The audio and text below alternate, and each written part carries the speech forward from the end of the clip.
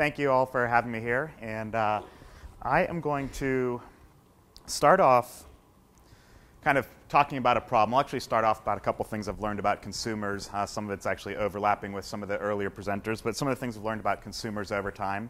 And then I'll talk about a problem we see, the one that Kathleen decided not to articulate, the insight depth deficit. It is hard to say.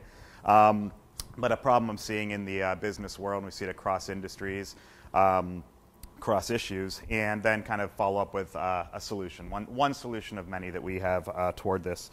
So I want to start by first talking about different ways that we've all done or can do marketing, thinking about marketing strategy. The first way, I think most people are past this now, fortunately, but it's this old make and sell model, right? So I know how to make widgets. I'm going to build widgets. I'm going to put them on the shelf and hope there's a market for widgets out there. Again, most companies are past this. I think most folks are in this kind of space of sense and respond. It's a pretty good space to be. Going out, talking to your consumers, having them tell you what they want out of a product or service, and then building a product or service that fits what they tell you. Again, it's not a bad place to be, obviously much better than make and sell. The last space, and we like to push our clients into this space, is focusing on what we talk about, this anticipate and lead concept. So knowing your consumers so well that you can take them somewhere they can't even imagine. Obviously ties into innovation, but it also ties into simple communications.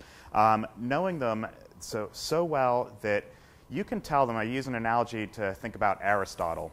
A professor of philosophy knows everything there is to know about Aristotle. He can tell you what Aristotle would think about something like nuclear war, a concept that's obviously very foreign to any Aristotle literature you might read, but he knows him so well. You can differentiate these two. This also, as Gary was talking about earlier, this involves a lot of risk-taking by managers too. It's not an easy thing to be able to do this anticipate and lead notion, but through the right types of research, the right understanding of consumers, you can. Another way to think about these, more simple terms perhaps, is being consumer-led versus consumer-informed. You'll only get so far if you're led by what consumers tell you and just do as they say. And if you just use that information plus your expertise as a marketer, an R&D person, whatever the case might be, if you use that information, that's really where the magic happens. So one of the things I've learned about consumers is that they are irrational. Talked a lot about rational and emotional. I like to think of saying, well, let's forget whether it's rational or emotional for the time being. Let's just focus on irrational. And I say consumers, we're all irrational. There's been no client of ours, and often this is why they come to us for a research project, no client of ours has ever come to us with a completely rational customer, right? There's always things, don't they know this about our competitor, or it drives me nuts they think this about our product, they just don't get it. And the neat thing is if you use the right types of research, you use approaches that can help you dig deep into the unconscious, you can start to see where these irrational behaviors are coming from. They can actually start to make good sense. You can go out and you can start designing strategies to either debunk that irrational behavior or to maybe just work around it and you realize, you know what, let them have that. At least I now understand where it's coming from.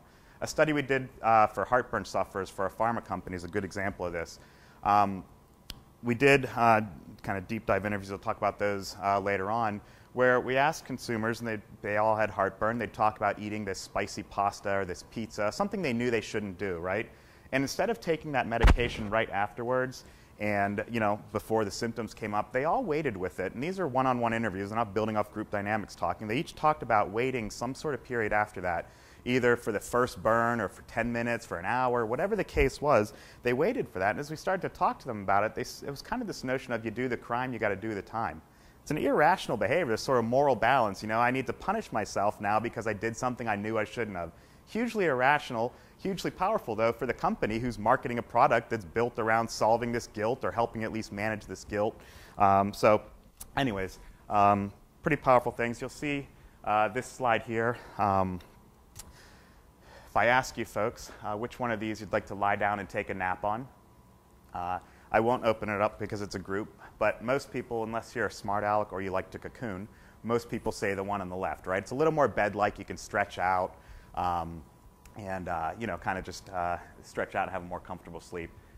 The neat thing here, obviously you can guess this optical illusion here, is that they're the exact same surface size. I've had people in conferences go up and measure them because they just don't believe me. But they're the exact same surface size. The neat thing, though, now is if I ask you which one of these do you want to lie down and take a nap on, everyone still says the one on the left. I know, you just told me, call me crazy, you just told me that they're the exact same. I'm still going to take the one on the left. It's an irrational sort of behavior. It's built up on some sort of comfort or belief we have in our preconceived notions. Think of this as branded versus unbranded products, perhaps, or generic products. An aspirin, for example. People generally know that that branded aspirin and that the generic aspirin are the same chemical compounds in that pill, yet you'll pay a premium price for that brand because you have a comfort in that brand. You know that there's something about that brand. Even though you might know better, you don't always do better. Next idea I've learned about consumers is they're self-absorbed. Gary stole a very similar slide from me, ahead of me, so next time if we're ever presenting together, I get to go first. But you'll recognize this will be kind of a flashback to your Psych 101 classes. I won't spend as much time on this anyways, but famous image here. You can see the young woman and the old woman in it, and you can have your colleague point out the other one if you don't. I remember when I first saw this, I saw the old woman. I remember having to have someone point out to me who the young woman, where the young woman was in it. Some people will see one versus the other. Interestingly, if I would have said, I apologize, I started this presentation 10 minutes ago and I started. If I would have said, I'm really sorry I started this presentation a little late. I was helping an elderly woman across the street. More people would be primed with that unconscious cue 10 minutes later to see the old woman in this. Again, it's the power of unconscious cues. The fact is you need to know what those unconscious cues are in order to activate them. I think of this too as back to marketing principles also. The unconscious frames consumers have are hugely important. That widget maker thinks this wonderful widget is going to sell like hotcakes on the shelf, and consumers look at it and say, what the heck do I need a widget for? Or different segments of the market might look at that same exact product or service and see it through two totally different viewing lenses. I'll talk about one way we talk about frames or viewing lenses in a moment. This headline here, if you see in the Boston Globe, New York Times, a key stakeholder group, right? Trying to plead their case, plead their woes to the Pope. Obviously, if you see it in a different setting, it means something quite different, right? Context matters. The context that your products matter and your consumers' concept that your products have with consumers really matters what the role that product's serving in their life. You need to understand how consumers are using your products, how consumers are viewing the world, a certain experience, what it's like to be a mom, what it's like to own luxury cars. It doesn't matter what it is. You need to understand the broader experience that your consumers have so that you can start to position your product in a frame and an activation that makes sense to them. This is the other one.